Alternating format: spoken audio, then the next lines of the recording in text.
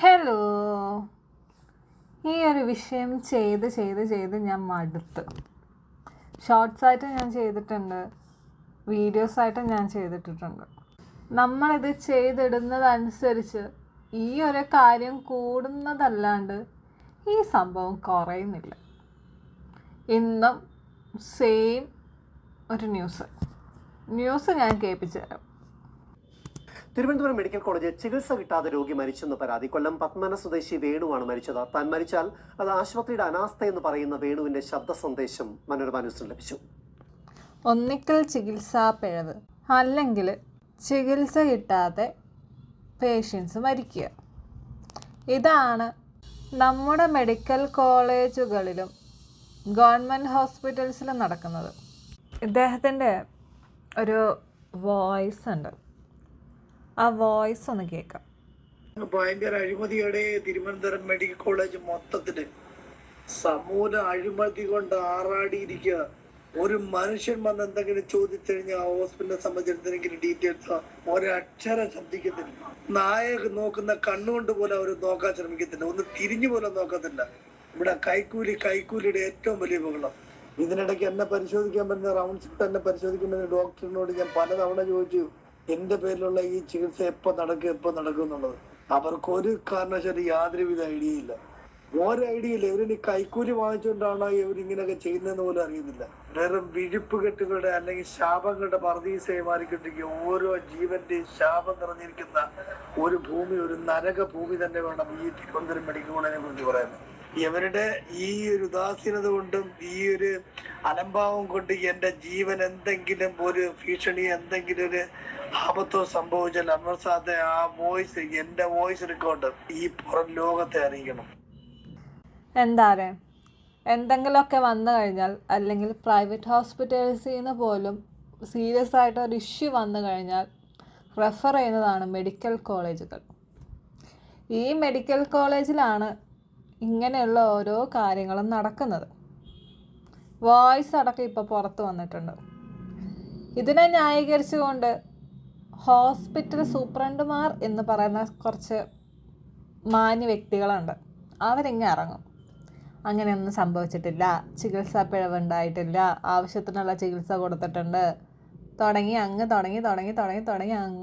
പ്രസംഗം അങ്ങ് നീണ്ടു പോവും. ഇത് ആദ്യത്തെ ആണോ? അല്ല. രണ്ടാമത്തെ ആണോ? അല്ല. മൂന്നാമത്തെ ആണോ? അല്ല.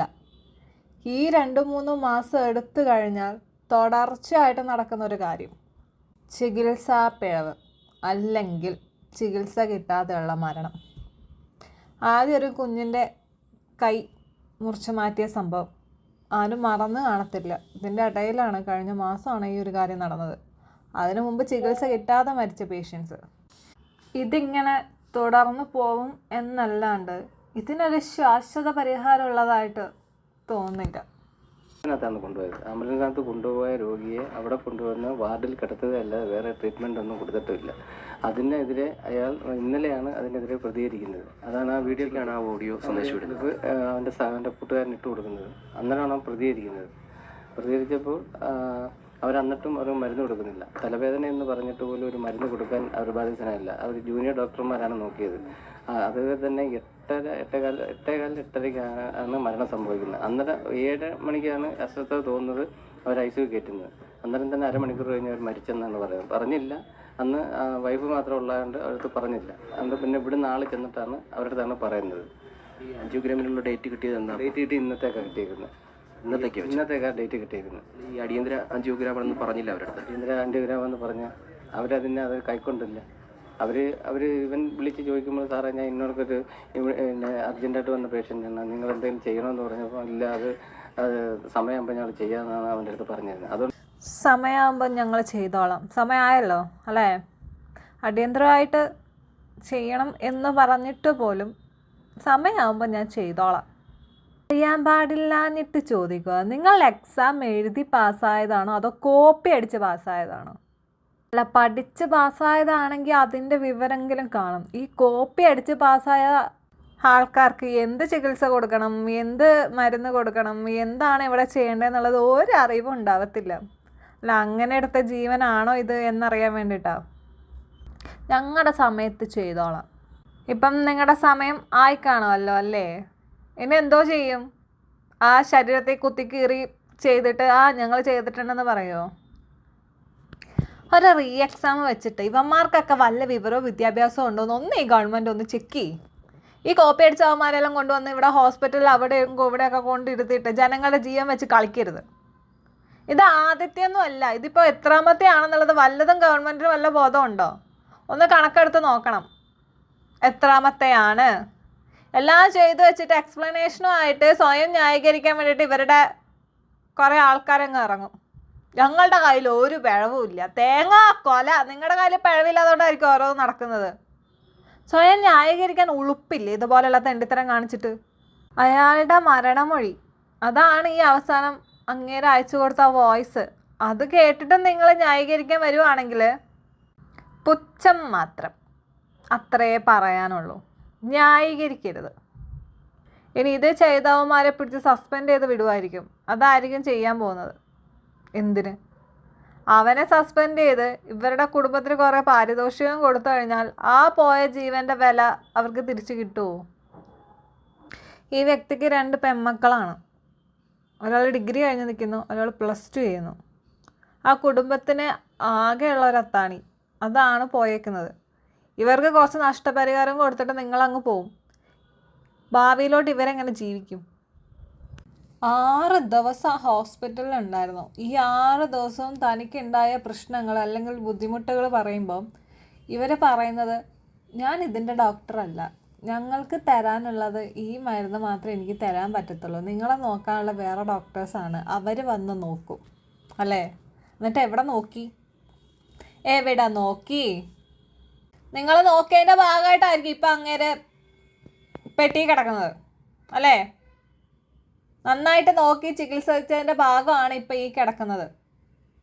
ആ കുടുംബത്തിന് ആര് ഉത്തരം പറയും? അവരുടെ അത്താണി പോയതിന് ആര് സമാധാനം പറയും?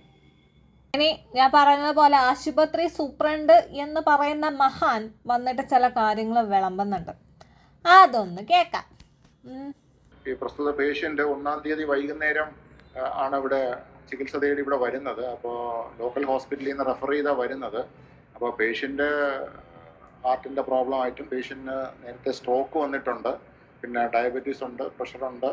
പിന്നെ ഈ പേഷ്യൻ്റ് നേരത്തെ ചികിത്സയിലായിരുന്നു. അപ്പോൾ അതിൽ ചില മരുന്നുകൾ തുടർച്ചയായിട്ട് കഴിക്കുന്നില്ലായിരുന്നു എന്നായിരുന്നു തോന്നുന്നത്. അപ്പോൾ പേഷ്യൻ്റ് വന്നപ്പോൾ ഉടനെ തന്നെ ചെസ്റ്റ് പെയിൻ ക്ലിനിക്കിൽ കണ്ടായിരുന്നു പേഷ്യൻറ്റിനെ. അപ്പോൾ അതുമുതൽ തന്നെ കാർഡിയോളജി ട്രീറ്റ്മെൻറ്റിലാണ്. എന്നിട്ട് അത് കഴിഞ്ഞ് പേഷ്യൻറ്റിനെ ഈ ആൻജിയോഗ്രാമിൻ്റെ ഒരു വിഷയമാണ് ഞാൻ വാർത്തയെ കണ്ടത്. ആക്ച്വലി ആൻജിയോഗ്രാമിൻ്റെ ടൈം കഴിഞ്ഞിരുന്നു. എന്നിട്ടാണോ സൂപ്രണ്ട് സാറേ ഇന്നത്തേക്ക് സമയം കൊടുത്തത് ആൻജിയോഗ്രാം ചെയ്യാൻ വേണ്ടിയിട്ട്? ആണോ? സമയം കഴിഞ്ഞിരുന്നെങ്കിൽ പിന്നെ എന്തിനാണ് ഇന്നത്തേക്ക് സമയം കൊടുത്തത്? ക്രിയാറ്റിൻ കുറച്ച് എലിവേറ്റഡ് ആയിരുന്നു. അപ്പോൾ അതുകൊണ്ട് ആ സമയത്ത് പിന്നെ ആൻജിയോഗ്രാം ചെയ്യാവുന്ന ഒരു സാഹചര്യം അല്ലായിരുന്നു. അതുകൊണ്ട് മെഡിക്കൽ മാനേജ്മെൻറ്റ് ആയിരുന്നു കാർഡിയോളജിക്കാർ പ്രിസ്ക്രൈബ് ചെയ്തത്. മെഡിക്കൽ മാനേജ്മെൻറ്റ് തന്നെയാണ് തുറന്നുകൊണ്ടിരുന്നത്. അത് കഴിഞ്ഞ് 3-ാം തീയതി രാവിലെ, ഇത് 1-ാം തീയതി രാത്രിയാണ് അഡ്മിറ്റ് ആവുന്നത്. അത് കഴിഞ്ഞ് 3-ാം തീയതി ഈ പേഷ്യൻറ്റിനെ കാർഡിയോളജി ഡിപ്പാർട്ട്മെൻറ്റ് ടേക്ക് ഓവർ ചെയ്യുന്നു, വാർഡ് 2-ൽ അഡ്മിറ്റ് ചെയ്യുന്നു. ഇതിന് കാർഡിയോളജിയിൽ മെഡിക്കൽ മാനേജ്മെൻറ്റ് തുടരുകയാണ്. പേഷ്യൻ്റ് ദിവസവും ബ്രീഫ് ചെയ്യുന്നുണ്ട്, കാർഡിയോളജി ഡിപ്പാർട്ട്മെൻറ്റിൽ ബ്രീഫ് ചെയ്യുന്നുണ്ട്. അതാണ്, ദിവസവും ബ്രീഫ് ചെയ്യുന്നുണ്ട്. ഇവർ ബ്രീഫൊക്കെ ഭയങ്കര ബ്രീഫായിപ്പോയി. അതിൻ്റെയാണ് ഇപ്പോൾ ഈ കാണുന്നത്. സ്വയം ഇങ്ങനെ ന്യായീകരിച്ചിട്ട് ആദ്യം തന്നെ പറയുന്നതായിട്ടില്ലേ, ഷുഗർ ഉണ്ടായിരുന്നു, ഹാർട്ട് പേഷ്യൻ്റ് ആയിരുന്നു, ചക്കയായിരുന്നു, മാങ്ങയായിരുന്നു, ഇങ്ങേർക്ക് ഇതൊക്കെ വന്നതാണ് അങ്ങേര് മരിക്കാനുള്ള കാരണം. അല്ലാണ്ട് നമ്മുടെ പിഴവൊന്നും അല്ല. അതായിരിക്കും സാർ ഉദ്ദേശിച്ചത്. ഈ അസുഖങ്ങളൊക്കെ ഉള്ളത് കൊണ്ട് ഞങ്ങൾക്ക് ചെയ്യാൻ പറ്റുന്നതിൻ്റെ മാക്സിമം ഒക്കെ ഞങ്ങൾ ചെയ്തായിരുന്നു. അങ്ങ് തുടങ്ങാൻ അങ്ങോട്ട് പ്രസംഗിക്കാൻ മാത്രമല്ല അറിയത്തുള്ളൂ. കാരണം ഹോസ്പിറ്റലിനെ അവിടെയുള്ള ഡോക്ടേഴ്സിനെയും സംരക്ഷിക്കണമല്ലോ.